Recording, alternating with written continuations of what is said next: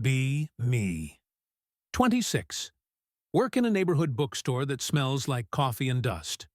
Swore it was just a pit stop after university. Calendar says pit stop turned into residency. Notice a trend. Men get quiet when the room gets sharp, like someone pressed mute on a whole frequency band. Easier story in my head. Women grew louder, more certain, more fluent in naming weight. The quiet is just their fear catching up. That story feels clean, so I keep it polished. House morning routine. Aunt at the sink humming a sad song from the 80s. Uncle at the small table peeling oranges, like each rind is a decision. Radio murmurs traffic, politics, weather in the exact same tone. Uncle used to tell stories. Now he chews. The kitchen light flickers like it cannot pick a side. I decide silence is a choice people make when they get bored of being accountable. Shift starts. I stack paperbacks and shelve self-help in alphabetical order. So often my hands do it without me. Group chat keeps me alive. We call it the reading room, but there is more yelling than reading. We argue about everything. Today is men and their disappearing act. I type, think it is fear, power moved, and now they do not know the words. The reading room erupts. One friend says the mystery is just burnout and consoles. Another says it is fear of being wrong in front of women who do not flinch. I say, field test tonight. Yes, I have a date.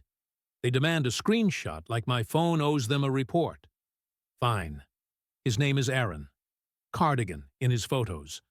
Looks like he apologizes to chairs when he bumps them. One friend recognizes him, says he used to show up at poetry nights with friends, then vanished halfway through last year. Poetic exit, I guess.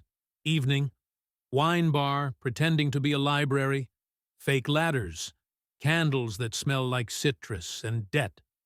He is already there. Napkin folded into a ship he will not sail. I sit. Hello? He smiles like he rented it. I ask easy questions. Work? Fine. Hobbies? No time? Weekends? Family things? Eye contact keeps bouncing off the table. Therapist hat on.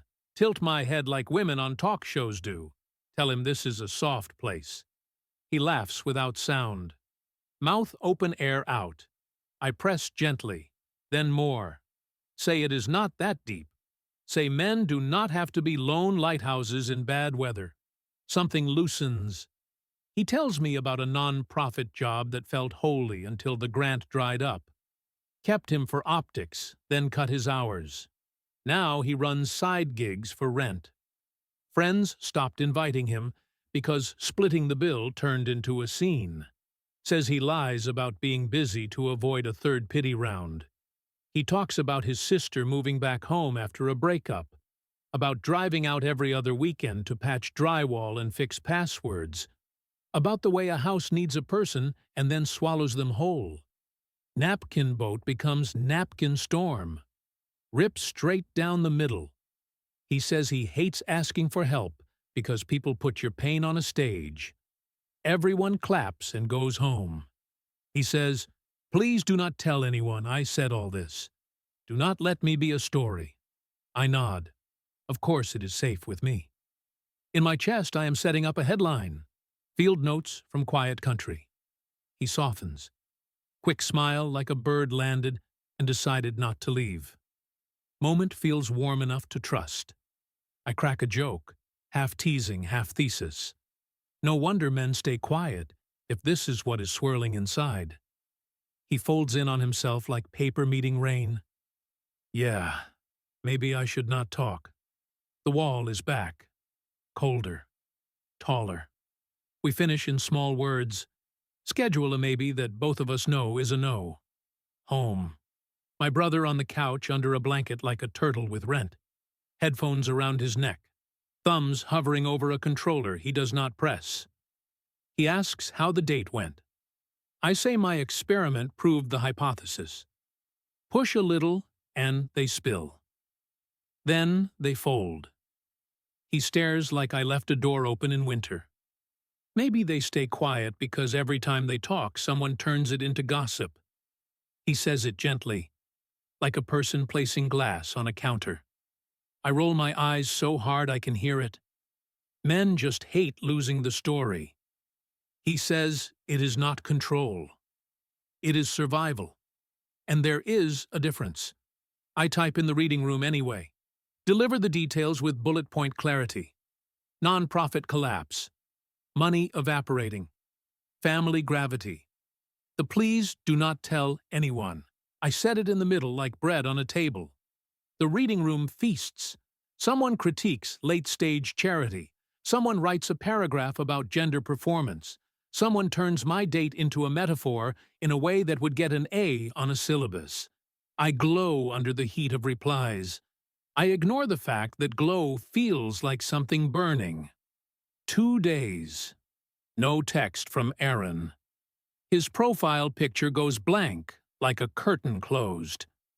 I screenshot the ghost and make a cheap joke. The reading room laughs. The laugh tastes like tin foil. Night again. My brother sits on the kitchen floor with a mug of tap water like it is whiskey in a movie. He says, "Can I tell you something without it being a thread?" I say yes, without checking if it is true.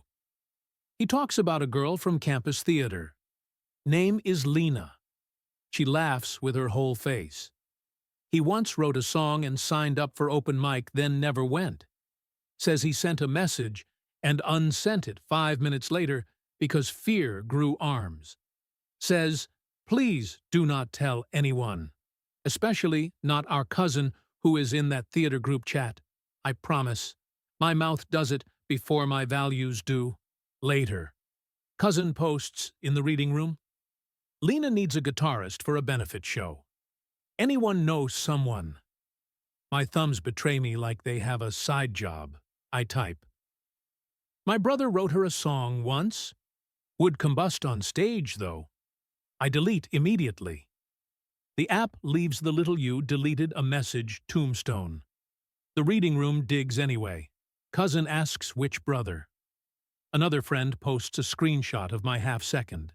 Name still glowing like a neon mistake. By noon, the campus confession page has a new legend. Ballad Boy. Someone draws a bad stick figure holding a guitar in the rain. Someone tags my brother in a comment with a wink. My cousin texts me a heart and a skull as if that balances out. Lena posts a story about boundaries and kindness. The comments are not kind. My brother does not come home that night. Doctor stays quiet, and I hate that silence finally. Next day, he walks into my room with the phone like a knife that just points. You promised. You gave me to the crowd. You do not want to hear me. You want material. I reach for a defense and grab dust. I say everyone jokes, and it blows over. He laughs once, and it is the cruelest sound I have ever heard from him. I am a punchline until the next public hanging, he says. How long do I have to be edible before I get to be a person again? He leaves. He closes my door with the patience of a judge. I knock later. Say I am sorry through Wood, like Wood is a translator. He says, go back to your club. They like you better there. The house is a museum with every exhibit on mute. Uncle sits at the table. The orange peels look like punctuation. He opens his mouth. I cut across with a bright quip about customers. And capitalism, like that, is language for care. He nods, washes his hands until the water stops believing in him. My mother whispers on the phone. Hours cut. Layoffs circling like birds. The word worried lands and stays. Reading room lights up again. Fresh memes about Ballad Boy. Someone wants my brother to bring his guitar to class so they can do a charitable roast.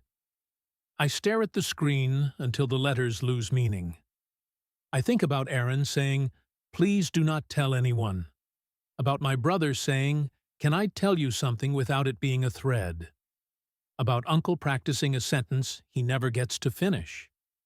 I think about feminism the way I was taught it by women who were tired and brilliant, about care as an action, about trust as unpaid labor, mostly done by women because we know the cost of dropped weight. I realize I took the language and left the practice. I built a megaphone and called it a cradle. I log out of the reading room. Phone face down feels like a prayer. Next shift, I pull the community board down from the wall. I write a small sign in neat letters. Leave your heavy things here. No screenshots. No spectacle.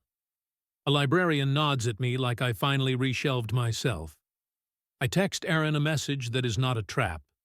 It says, "I am sorry I did not hold your words with care." No pitch. No request. Just a sentence that stands up without applause. I knock on my brother's door with my own guitar, even though I only know 4 chords. I say, "Play yours, and I will mess up next to you until it feels less lonely."